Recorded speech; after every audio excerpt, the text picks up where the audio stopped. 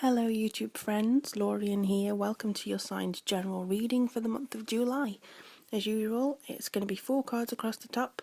One card represents one of the week approximately in energy, and I'm actually going to be using the Gilded Tarot deck again. I know it's a favourite of a lot of people's. I got a lot of feedback about that, so I'm going to be using them again. And also I'm going to try something different. The one card at the bottom is now going to be an oracle card, giving the general feeling of the month overall. And this is going to be the Earth Magic Oracle deck for you. This is basically an example, a generalized example of a personal reading with me. If you would like more personal, tailored advice or insight into your own problems, don't hesitate to contact me. I'm more than happy to discuss options for you and what kind of reading that you need. So check out the links below to see if you can get in contact with me and if we can arrange something for you. In the meantime, I do hope you enjoy your reading, and any comments, any stories that you have to share are always welcomed.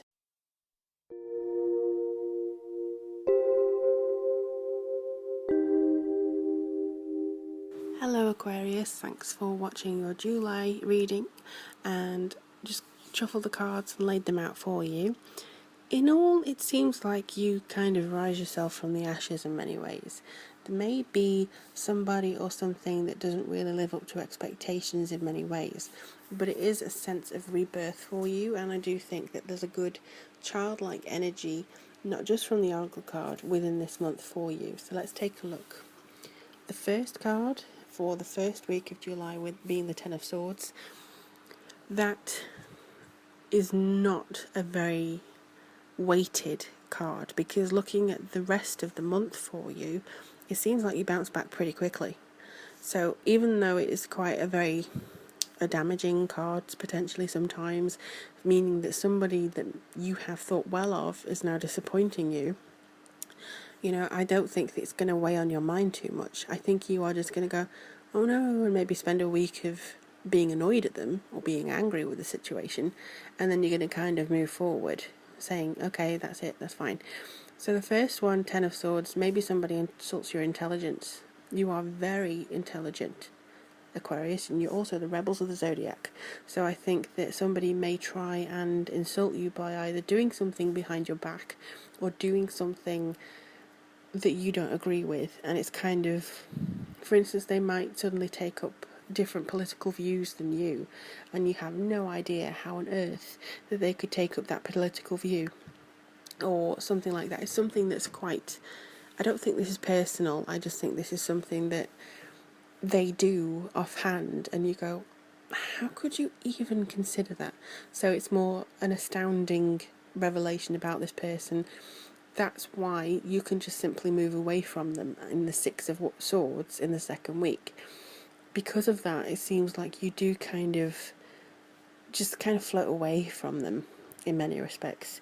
This is almost a time that you can rejuvenate yourself and kind of shake them off, really. It is also a great time for travel.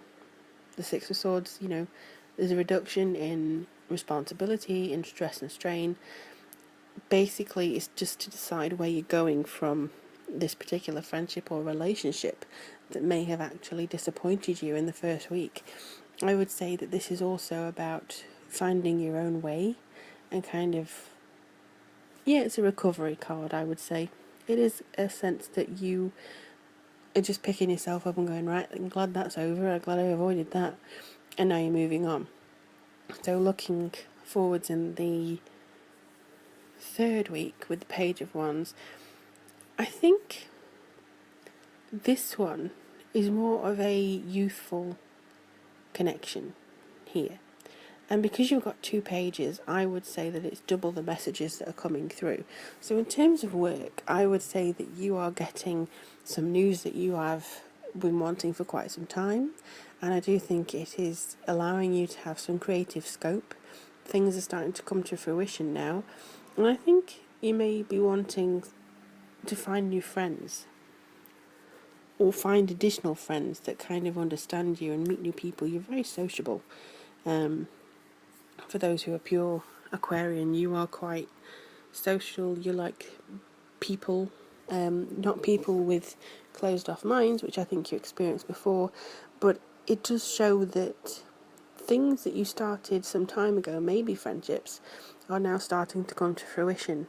And this allows you then to explore new things, so new adventures, new friends, maybe even approaches to things. The page here is bringing you positive energy, and the only thing is you need to use that in order to get the results. You can't just expect the energy to do it for you. It's there like fuel for you to decide how to use.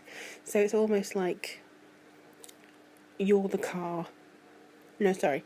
You're in the car, you've got the fuel, but you need to drive it. You don't have a chauffeur. So I think it's the kind of energy that we're getting in the third week here. You should be feeling optimistic. The interruption or intrusion of this friend is not weighing on your mind too much. The disappointment is kind of at the back of your mind. You're not really paying much attention to it. I think it's a case of good riddance, to be honest. But in the fourth week, I think even though you have a lot of energy in the third, the page here brings you a lot of hard work, basically. I don't think you carry grudges. I don't think that you play or obsess over things. And it basically seems like it's back to work. The only thing that they would say is just kind of, I know it's tedious, some of this work that you have to do. I know it's kind of boring and it may not suit your intelligence, but it kind of has to be done. And I think if you look at it with that kind of childlike energy that seems to be drawing towards the end of July, and also slightly throughout July with the childhood card, the oracle there, this should actually carry you through and make it a little bit easier. I do think you kind of wanted to go out and play a lot. You may be in a very playful mood, and this at the end of July just kind of reminds you there is still work to be done. If you want to get this goal, if you want to make something of August, you need to kind of get down to it and, get things sorted, organise yourself, structure yourself. I would say as well, it gives you focus and backbone. Don't try and, avoid what needs to be done, or don't, take shortcuts. Try and do it as methodically as you can, and then you can have your break. You can have your recess, kind of. So pay attention to that energy that's coming through. Because in the Innocence card here, I do like this. It's a very nice card.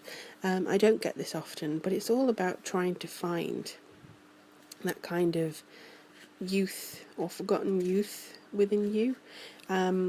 I would often say that this is something that you can kind of embrace. I mean, the sun, there's a storm, everything's happening.